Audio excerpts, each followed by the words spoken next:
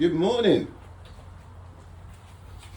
Well, a crazy number of more followers everywhere. This must be because of the science chatter. Now, I'm having trouble with my phone. I took it in yesterday to get it looked at. And let me see if I can get away with this and not have to restart the recording. So every time I zoom, this happens. Right, it came back. Right, I can zoom in and sometimes, and then I zoom out. So at the moment, I am stuck on about there. So I'm having trouble zooming in and out. So I can use the reverse, with the reverse screen so I can see the screen, but I can't zoom in much on that one. So I'm going to go and see, it's under warranty, so I am looking at getting another loaner phone today and send mine off for warranty. Otherwise, look, I'm just going to have to wing it, but I need to get it fixed. So many new followers, then it's going to be a good thing. So I was going to go over why the moon has no effect on Earth's water again. Just for the new followers, to start with something good. I've got something on this morning, plus I've got to go and look at the phone. Let me leave you with this. The tides, all right?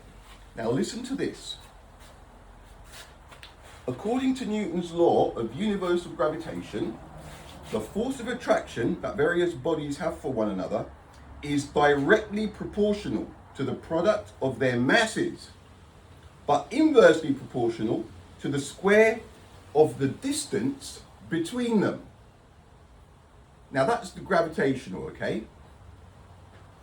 Somebody explain what that inversely proportional means.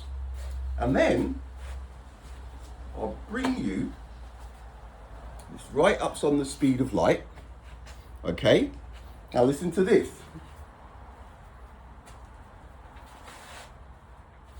Right? And near the end. However, the intensity of light and other electromagnetic radiation is inversely proportional to the square of the distance travelled. Thus, after light has travelled twice a given distance, the intensity drops by a factor of 4. So when light travels a given distance, right? Thus, after light has travelled twice a given distance, the intensity drops by a factor of 4. What is a given distance? What is a given distance? When travels twice a given distance, the intensity drops by a factor of 4.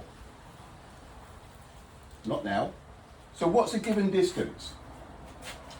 What is a given distance between that and that blackboard?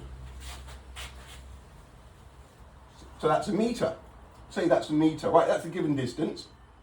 So has it dropped by a factor of 4 from there to there? And if I double it, does that drop by a factor of 8?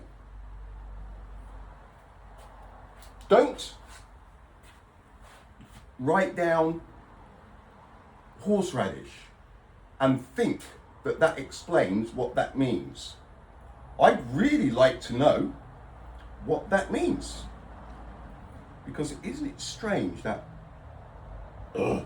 gravitation as well? Right? So I'll be back this afternoon. This is where the horseradish starts. This is what I'm saying. When I say people are just learning this stuff and thinking, okay, cool. Huh? The force of attraction that various bodies have for one another is directly proportional to the product of their square of the distance between them. What? This is what I mean, folks. I stand by what I say.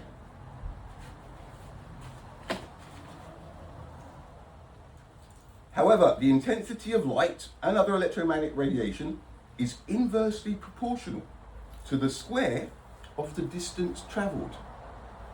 Thus, after light has travelled twice a given distance, the intensity drops by a factor of 4.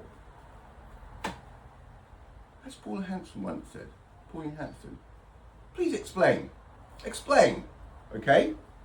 So, hopefully be back with a better zoom. If not, I'll just have to wing it with the current zoom. And yes, we will have a look at why the moon has absolutely nothing to do with the water on Earth. Slam dunk. So that'll be later on. See you later, peeps.